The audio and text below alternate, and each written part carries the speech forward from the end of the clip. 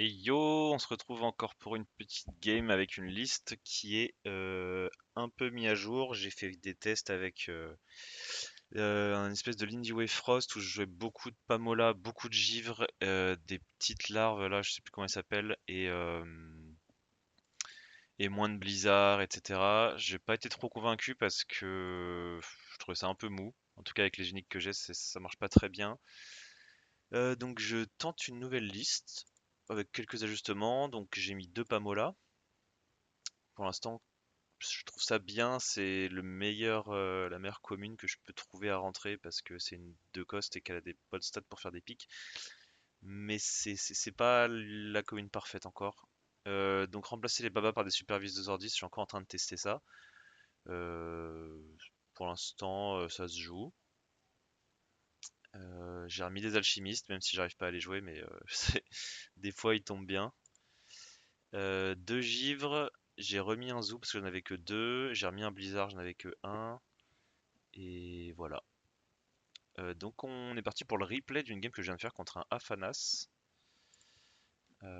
Tac, j'ai pas préparé avant. Ok. Et je crois que la main de départ donc était extrêmement tendue parce que c'était trop bien. Euh, voilà. Donc là on a toutes les cartes qu'on voudrait avoir. On va dire que Pamola pour l'instant c'est pas la meilleure. Donc voilà, là c'est hyper bien. On a toutes les cartes clés du deck et c'est des mains que je déteste avoir parce que bah, déjà ça me prend la tête au début. Ce qui est sûr, c'est qu'on garde Isba parce que ça fait piocher, ça setup, c'est trop fort. La lanterne, on sait jamais. Enfin, toutes ces cartes-là, en fait, faut se demander qu'est-ce qu'on va faire là les deux prochains tours. Quand vous êtes dans cette situation, moi c'est ce que je fais. Je sais que ce tour-ci, je vais faire Baba. Il va jouer un truc. Je vais faire Baba. Et s'il joue rien d'autre, genre typiquement il fait une créature et un spell, je pourrais caler une petite méduse à gauche et prendre une XP comme ça. Par contre, faudra que je la rejoue après. S'il a un zoo, je perdrai le fugace, mais bon, faut pas penser trop loin. Ces deux-là, ça paraît être un bon T1. Et en T2, donc j'aurai 4 de mana, Mo sera gratuit. Je pourrais soit faire fait des dents et saboter un truc qu'il aura joué ce tour-ci, puis faire par exemple une lanterne. Mais du coup, bah, je peux pas parce que je regardais déjà ces deux-là. Donc, si je garde fait des dents, je préfère fait des dents, mettre ma méduse et sacrifier. Je perdrai un de mana. On va pas chercher trop, hein, mais je crois que j'ai fait au feeling. J'ai gardé Isba, j'ai gardé méduse et je crois que j'ai gardé le don de soi, il me semble, pour piocher à fond. Parce qu'en fait, la fait des dents, j'en ai une autre. La lanterne, c'est trop tôt. Enfin, j'aime pas la jouer en très early. Et puis, si on va piocher, on en récupérera d'autres. Donc, en fait, les cartes qu'on a jetées, on peut les récupérer. Euh, donc, effectivement, il joue une créature. Là, pour un de mana, je me doute qu'il va jouer un entraînement magique. Euh, donc, s'il le fait, tant mieux. Je peux faire mon Isba et ma Méduse. Ça me set up et ça me fait un peu piocher. Ça me fait prendre une XP. Je récupère. Ouais, donc voilà, comme prévu. Je récupère ma Baba qui est très bien, qui est en vente si vous voulez. Pour sacrifier un personnage et draw, en effet flèche. Euh, donc voilà, tranquillement.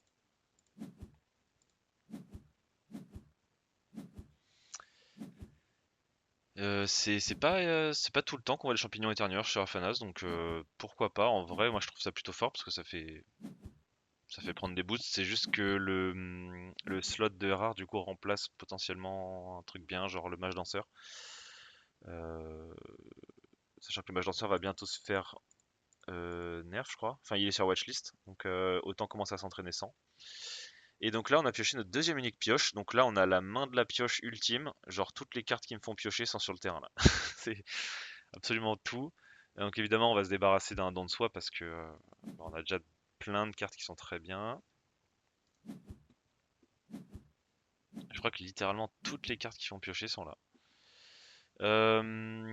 Là, le truc, c'est que ça va vite monter. Ça me paraît pas possible de le prendre.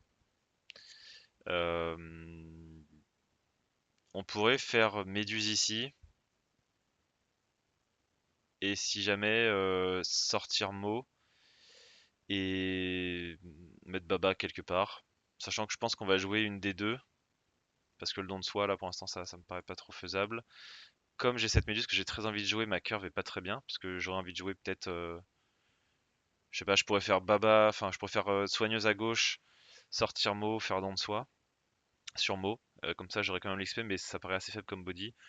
Donc en vrai, je pense que le mieux c'est de jouer Méduse. Parce que ça, on va pas le rentabiliser ce tour-ci.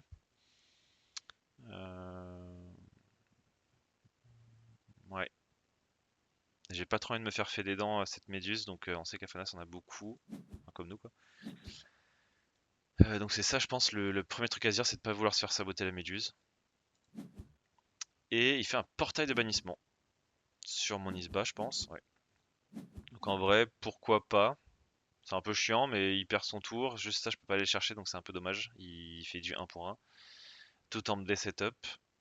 Donc vraiment pas mal. Là, on pourrait se dire, je peux faire don de soi ici pour piocher 3 cartes, mais là, je gagne rien. Enfin, là, il faut que je joue une des deux uniques. Mais comme je dois jouer une des deux uniques, il faut que je sacrifie ma méduse pour pouvoir piocher. Donc le seul moyen de prendre une XP, de faire 1-1 et de piocher, c'est de jouer Baba. Je sais pas pourquoi j'ai sorti ça, je pense que j'ai un peu paniqué. Mais ça sert à rien. Et je sacrifie pour piocher 2. Parce qu'on aurait pu le mettre à droite, mais du coup comme il est en montagne, euh, on aurait eu que 4-3-3, donc c'était pas suffisant. Avec du recul, on aurait pu jouer ça après à droite, mais bon, on pouvait pas savoir. Pour l'instant, 1 pour 1. On pioche beaucoup. Je suis des setups sur l'Isba, mais j'en ai repioché une, donc c'est très bien. Voilà. Et donc là, le zoo, c'est hyper important parce que sur des trucs ancrés comme ça va le mettre en grande difficulté. Euh,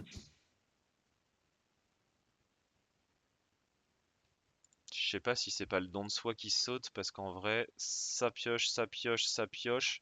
Il n'y a jamais assez de pioche, mais tu vois, le givre, ça peut faire des trucs. Mais bon. Bref, ouais. Ouais, ouais, ouais.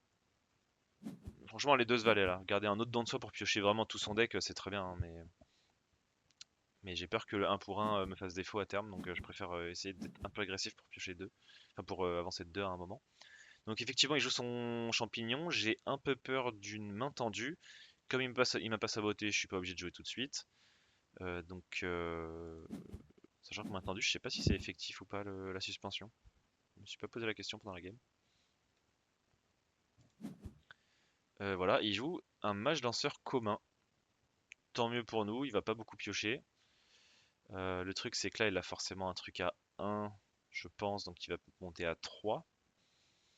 S'il monte à 3, bah, c'est un peu chiant parce que si je fais Mo, Baba sur Mo, bah, il va me passer devant. Il faudrait que j'arrive à 4 ici. Pour arriver à 4 ici, je peux pas faire l'armurerie, Mo et ça. C'est parce que ça me ferait passer même ouais, à 4-3-3. Donc je pense que on pourrait conteste à droite avec l'armurerie. Ça, si je vois rien, je conteste. Et si je vois un truc, je sacrifie avec Baba. Et si jamais bah, il conteste pas, je peux mettre ma soigneuse à droite, je vais overflow, mais bon, au pire, ou même me resetup avec Baba. Ok, il a effectivement un truc. Il va overflow, donc c'est pas mal. En plus, c'est que des bonnes cartes qu'il va enlever. Moi, j'ai un givre pour le tour d'après pour givre son mage danseur. Donc je fais ce que j'ai dit. Hop, hop.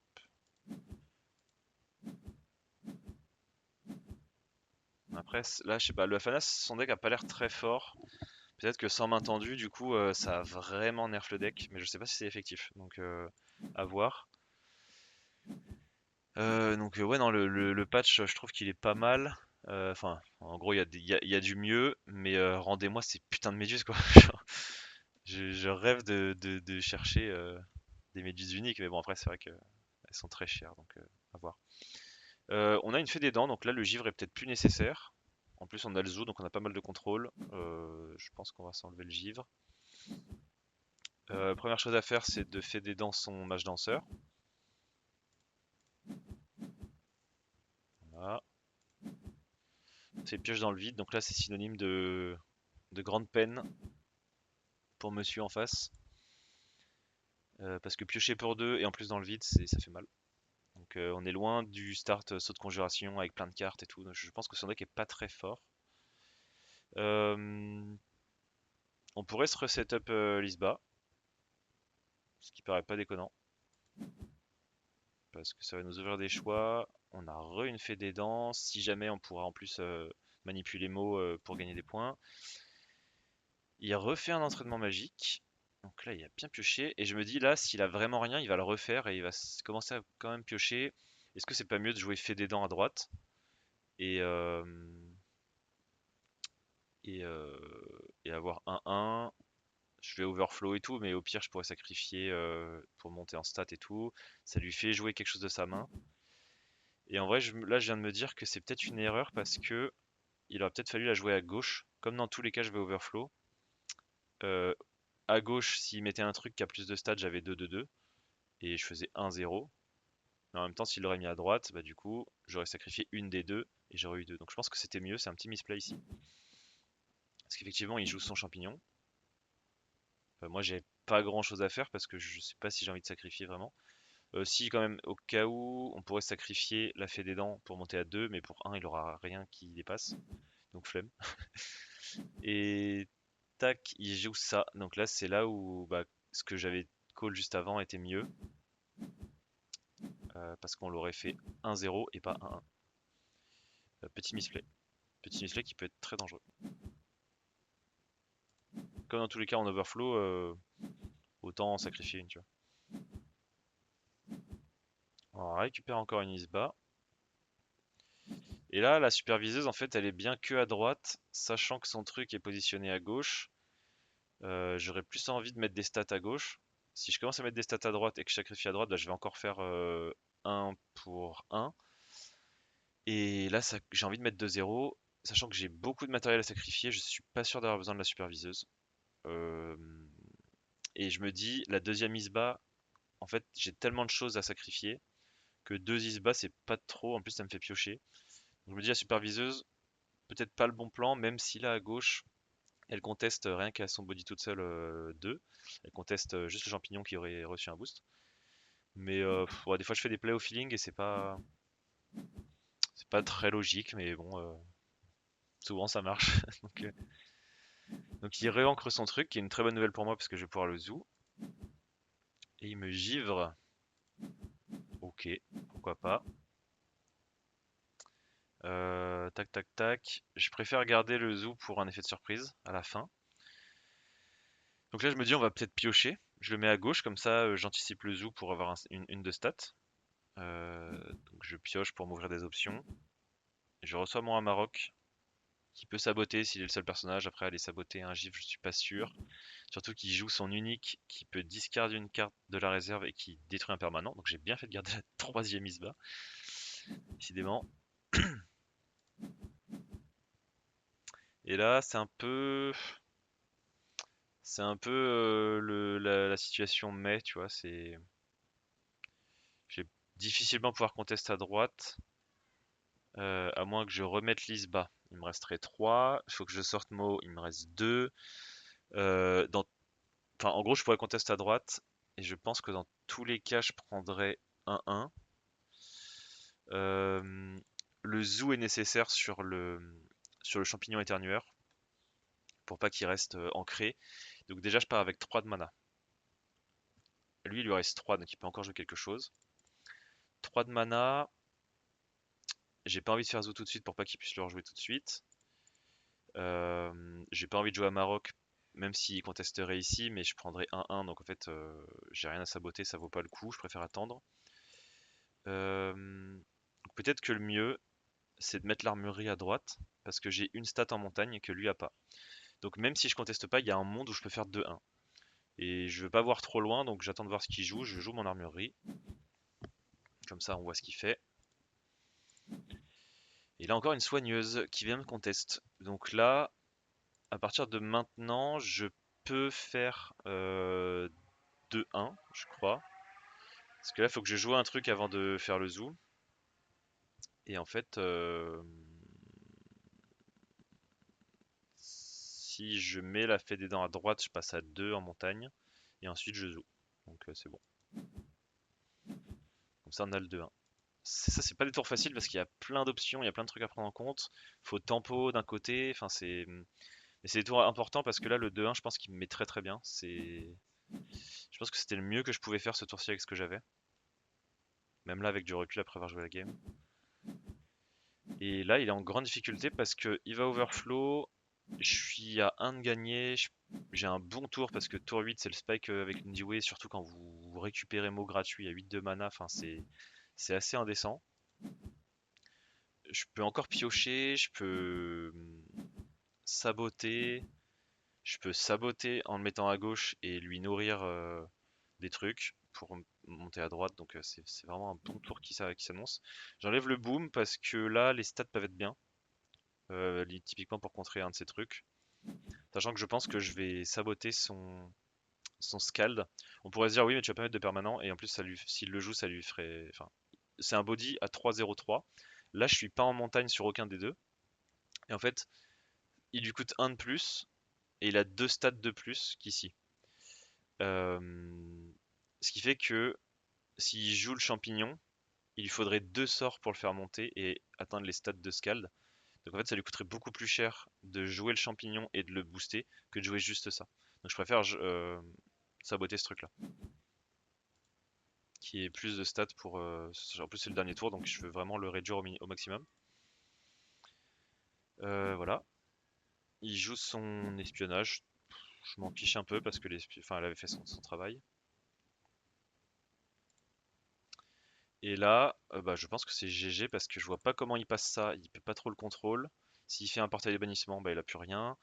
Je me dis, on pourrait sortir Mo et nourrir l'armurerie. Mais s'il a un zoo, après, il peut monter. Donc, enfin, en gros, là, je me dis, quoi que je fasse, je pense que j'ai gagné, dans tous les cas, parce que je vais au moins avancer d'un côté. Donc, alchimiste à droite. Voilà, on essaie de faire le maximum de stats qu'on peut. Il joue son truc. Et moi, je sors Mo et je joue une armurerie sur ma Maroc pour nourrir Mo à droite.